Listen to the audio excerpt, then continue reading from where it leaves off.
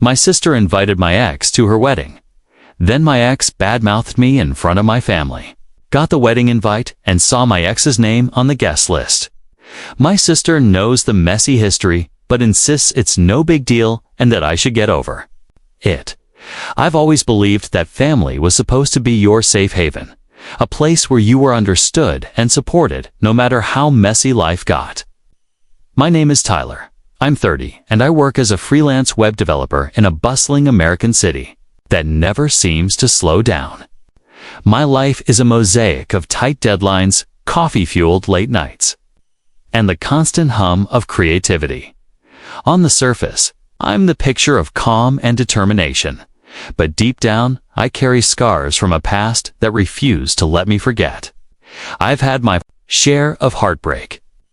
My breakup with Derek left a wound that never fully healed. A bitter mix of betrayal and regret that I tried desperately to bury. I thought time would smooth out the rough edges. But every now and then, a memory would flash, unbidden, and the pain would hit me like a tidal wave. My sister Rebecca has always been the polar opposite, outgoing and self-assured. She rarely hesitates to tell me to just get over it when I bring up Derek's name. I know she means well, but sometimes her dismissiveness feels like another betrayal, a reminder that my feelings aren't as important to her as her idea of moving on. One ordinary morning, as I sat in my small apartment, sipping a strong cup of coffee and scrolling through my emails, I received a digital wedding invitation from Rebecca. At first glance, it was a typical "You're" invited message with fancy fonts and cheerful graphics, but when I scrolled down to check the guest list, my heart sank. There, printed among the names of family and friends, was Derek's. In that split second, the familiar sting of old wounds returned, sharper than ever. I stared at the screen in disbelief, my mind racing. Why would Rebecca invite him? She'll ignore everything we went through. I remember picking up my phone and dialing my best friend Marcus, almost without thinking. "Man, you won't believe this," I said, my voice low and tense. Rebecca invited Derek to her wedding. I mean, of all people? His pause on the other end of the line felt endless, and when he finally replied, it was with the resigned tone of someone who'd heard too many similar stories. "Tyler, maybe it's just a mistake. Or maybe she thinks it's harmless. You know, people say you have to bury the past. But burying the past isn't that simple when every invitation feels like reopening old wounds." Sitting there, I stared at the invitation as if it were a dare.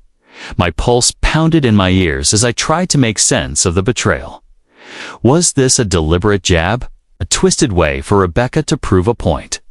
Or was it simply a careless oversight on her part? In that moment, I realized that this wedding was going to be more than just a celebration. It was going to be the battleground where I would finally confront a part of my life I'd long tried to forget. I couldn't shake the feeling that something big was coming. Something that would force me to reclaim my dignity in a way I never had before. I still remember the exact moment I discovered Derek's name on the wedding invite. I'd been scanning through a pile of emails when my eyes landed on the guest list. And for a brief moment, the world stopped. The shock was immediate, a crushing mix of disbelief and humiliation. I felt as if the floor had dropped out from under me, and I was left clinging desperately to a past I'd worked so hard to leave behind. Every memory of Derek's deceit, every whispered promise, and every broken vow flashed through my mind like a slideshow of regret. It wasn't just a name on an invite. It was a ghost from a painful chapter of my life. I immediately tried to call Rebecca. My fingers trembled as I dialed her number, each ring amplifying the knot of anxiety in my stomach. When she finally picked up, her voice was light, almost breezy. "Hey Tyler, did you get the invite?" she asked, as if nothing were wrong. I couldn't hide the edge of my voice as I demanded, "Why is Derek on the guest list, Rebecca? Do you have any idea what he did? There was a pause, long enough to make my heart sink further, before she replied with that infuriating casual dismissal. Tyler, come on, it's just a wedding. You need to get over it. Her words, so casual and dismissive, cut deeper than I expected. I hung up, staring blankly at the phone, feeling both anger and a sense of profound betrayal. It wasn't just about the wedding. It was about being treated like my feelings were an afterthought. Like I was someone who could simply be told to move on. Every bit of my pride stung, and I could feel my determination building with each heartbeat. I resolved, right then and there, that I wouldn't let this incident slide without a fight. Later that day, I reached out to Marcus again, over a late afternoon coffee run. He listened intently as I recounted every detail, my voice rising with each recollection. I've been through hell with Derek, man.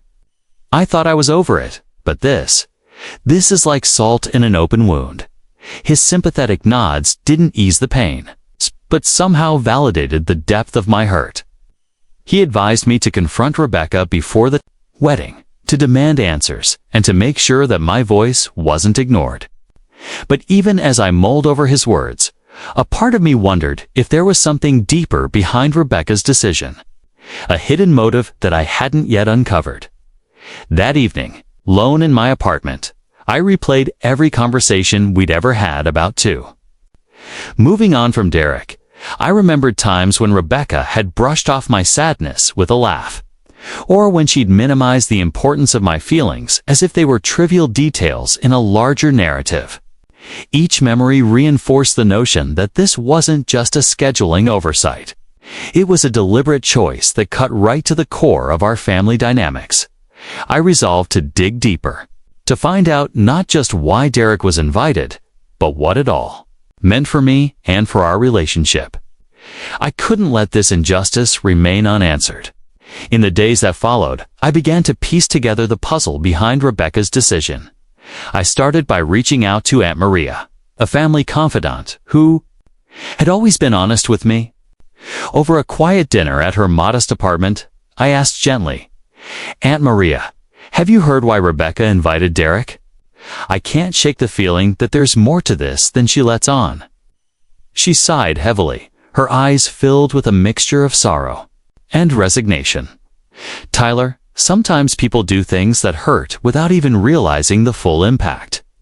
Rebecca thinks that bringing him back might, I don't know, force you to let go, but it's a dangerous game." Her cryptic words only deepened my unease as I continued my quest for answers. I began examining our old family group chats and social media exchanges.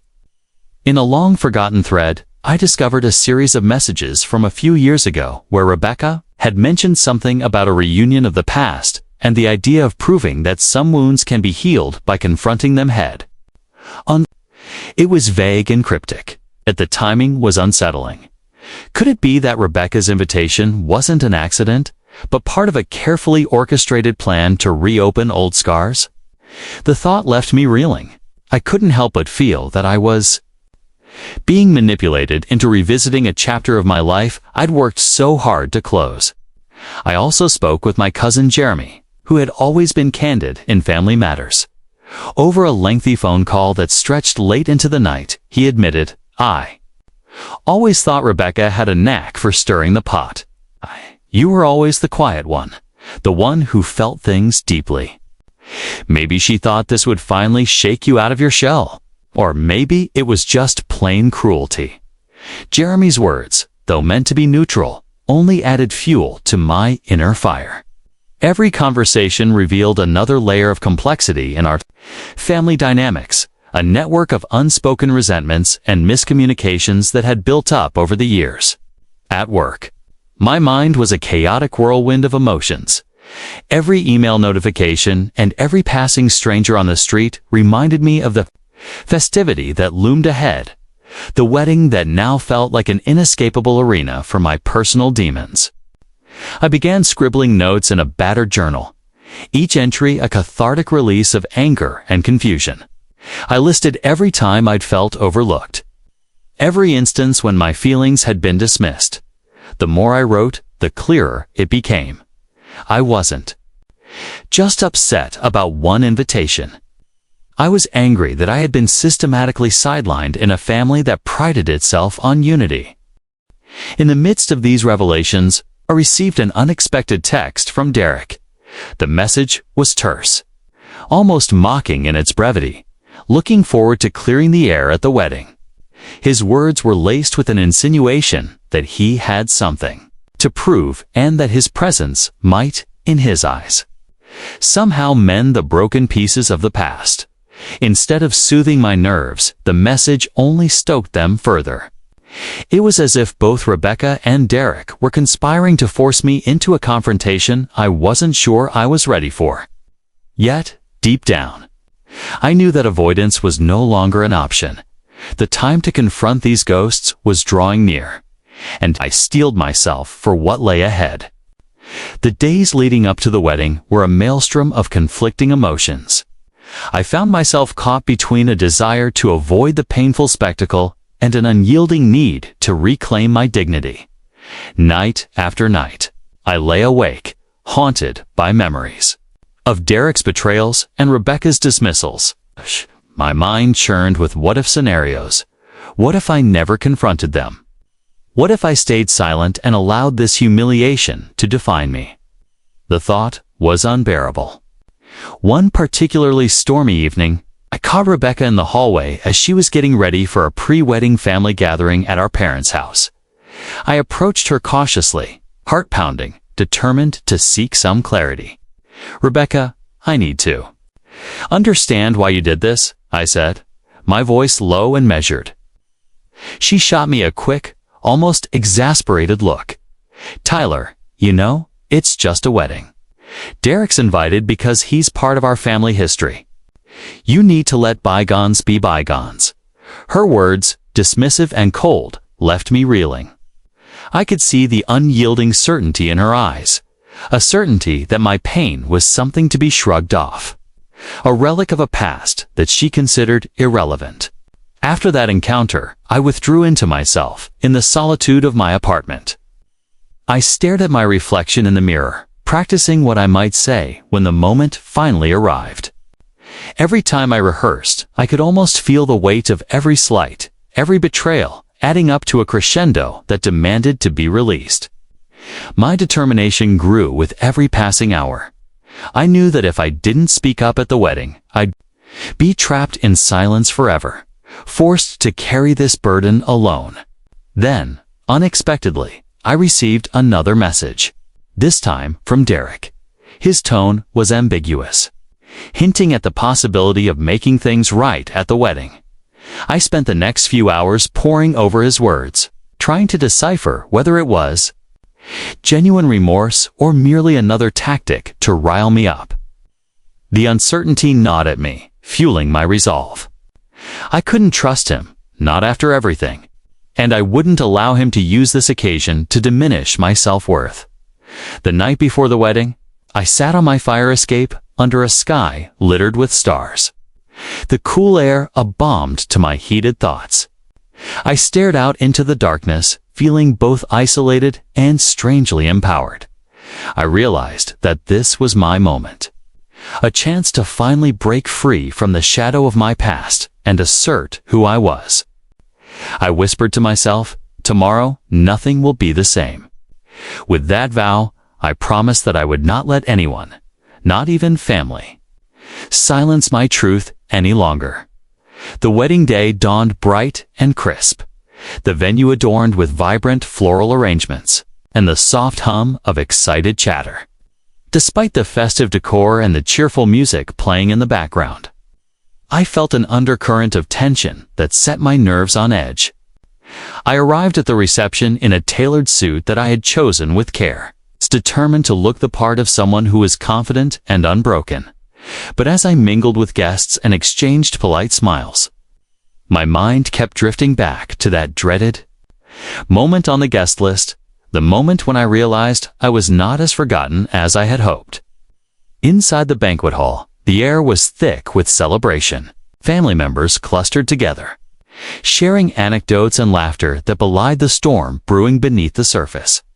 I tried to focus on the festivities, congratulating relatives and toasting the couple, but every so often, my eyes would involuntarily search the crowd for Derek. Then, just as dessert was being served, it happened. Without any warning, Derek appeared at the center of a semicircle of family members. He began a conversation that soon turned into a monologue, one laced with venom and regret. His voice, amplified by the ambient speakers, carried through the hall as he recounted memories that painted me in a less than flattering light. He spoke about my sensitivity as if it were a flaw, and every word felt like a calculated jab at my character. I could see the shock on the faces of those around me.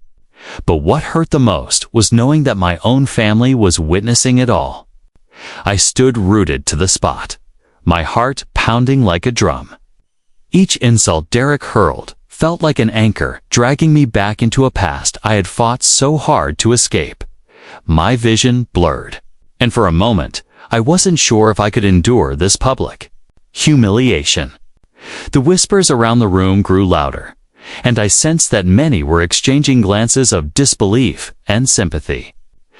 But what stunned the most was the silence from Rebecca. A silence that spoke volumes about her indifference to my pain. Every harsh word from Derek reverberated through me, echoing the deep-seated betrayals and the countless times I'd been told to move on. I felt exposed, vulnerable, and utterly alone. The festive atmosphere had curdled into a scene of raw public degradation. My pride shattered with each passing second as the past collided violently with the present. I reached a breaking point that evening. After Derek's barrage of insults, I couldn't stand idly by any longer, in a moment that felt both terrifying and liberating. I took a deep breath and strode toward him. The room, previously filled with murmurs and uneasy glances, fell into an expectant silence as I stepped into the center of the circle. My voice, though trembling with emotion, rang out clearly. "Enough, Derek. I'm done letting you define who I am." For a few long seconds, no one moved. Then, in an explosion of emotion, I began to speak, a raw, unfiltered declaration of all the pain I'd harbored. I recalled every moment of betrayal, every time I had been dismissed, every whispered, "Get over it," that had chipped away at my self-respect. I told them, in no uncertain terms, that I was tired of being the punchline of someone else's joke. Tired of having my past used against me in the name of family unity. Rebecca, who had been quietly observing from the sidelines, interjected with a dismissive remark that only fueled my fire. "Tyler, stop making a scene. This is a celebration," she snapped, her tone dripping with condescension. That was the last straw. I looked directly at her, my eyes blazing with a mixture of hurt and fury, and I said, "You invited him knowing exactly what he would do. You thought I wouldn't notice, that I wouldn't care. But you're wrong.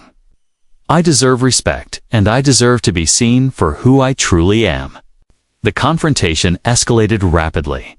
Derek tried to retort, his voice wavering as he attempted to justify his actions, but I wasn't giving him a chance to speak. Every word I uttered felt like a release, a way to unburden the weight of years of silence. Family members began to murmur in agreement, their expressions shifting from shock to subtle support. Some stepped forward to back me up. Others looked on, silently acknowledging the injustice that had been inflicted upon me. The verbal clash reached a fever pitch when in a final defiant moment, I declared, "I won't allow my past to dictate my future. I refuse to be made a fool of, and I refuse to be silenced. This ends now." My words, powerful and resolute, resonated throughout the hall. In that instant, I knew that no matter the fallout, I had taken the first step toward reclaiming my identity and my worth. After the confrontation, the atmosphere in the hall shifted dramatically. The cacophony of whispered Conversations and uneasy glances gave way to a heavy, reflective silence. I stepped away from the center of the room, my hands trembling, not from fear, but from the adrenaline of finally standing up for myself. As I retreated to a quiet corner near the exit, I could see the mixed reactions on the faces of my family. Some were visibly shaken, while others were expressions of guilt or confusion. Rebecca's face, however, was the most difficult to read. For a few moments, she seemed lost in thought, as if the gravity of the situation was finally sinking in. Derek, on the other hand, slunk back into a dark corner, his eyes avoiding mine as if the humiliation was too great to bear. I could feel the eyes of my relatives on me, a blend of pity, admiration, and uncertainty. In that charged silence, I felt a profound sense of both loss and liberation. Internally, I was a maelstrom of conflicting emotions. There was a deep sadness for the family bonds that had been so carelessly fractured, a bittersweet relief at having finally voiced my truth, and an emerging strength that whispered, "This was only the beginning." I retreated further, allowing myself a moment of introspection away from the public glare. I knew that the fallout from this confrontation would ripple through our family dynamics for a long time, but I also knew that I had done what was necessary. I had reclaimed a piece of myself that had been in hiding for far too long. As the reception slowly resumed, I noticed subtle changes in the behavior of those around me. A few relatives offered small, tentative nods of support, and even Rebecca, despite her earlier dismissiveness, gave me a look that was difficult to interpret, perhaps a glimmer of regret or understanding. I didn't know what the future held, but I was determined to forge a new path for myself, one where my voice would never be muted again. That night, as I left the venue, I carried with me a sense of resolution and a commitment to never again let my past define who I am. In the weeks following the wedding, life took on a new rhythm, a slow, painful, but ultimately liberating process of healing. I sought solace in therapy sessions where I unpacked the raw emotions that had surfaced that night. Each session was a step toward understanding that my feelings were valid and that I deserved to be treated with respect. I began to rebuild my sense of self, drawing strength from the small victories. A kind word from a friend, a supportive message from a cousin. Even the quiet satisfaction of setting firm boundaries with family members who had long taken my feelings for granted. I also noticed subtle shifts within the family. After the confrontation, a few relatives reached out with apologies and expressions of regret. Rebecca, though still guarded, made an effort to acknowledge the hurt she'd caused. One afternoon, over a cup of coffee at a small cafe, she admitted to her, "I'm sorry for dismissing your feelings. I never realized how deep the pain ran. It wasn't an immediate fix, but it was a start, a tentative bridge being built over old wounds." Derek's behavior, too, became noticeably more subdued. He no longer strode through gatherings with a swagger of arrogance, but kept to himself as if the humiliation had finally forced him to confront his own misdeeds. I started hosting small get-togethers with close friends and supportive family members. Intimate gatherings where genuine conversations replaced the superficial chatter of large formal events. These moments became my sanctuary. It's a space where I could redefine my relationships on my own terms. I learned to celebrate my strengths and embrace the parts of my past that had shaped me, recognizing that each scar was a testament to my resilience. Slowly, I felt the chains of silence and neglect begin to break, replaced by a quiet, empowering sense of self-worth. As autumn turned to winter, I emerged with a renewed determination to reclaim my life completely. I decided to mark this new chapter by organizing a small, heartfelt celebration, a gathering of those who truly valued me, free from the toxicity of old grudges. In a modest event held at my favorite local venue, I invited friends, supportive family members, and anyone who had stood by me through thick and thin. The night was filled with honest laughter, shared memories, and a collective understanding that we all deserve to be seen for who we truly are. Standing before the small crowd, I spoke candidly about the importance of speaking up for oneself and the journey I had undertaken to reclaim my identity.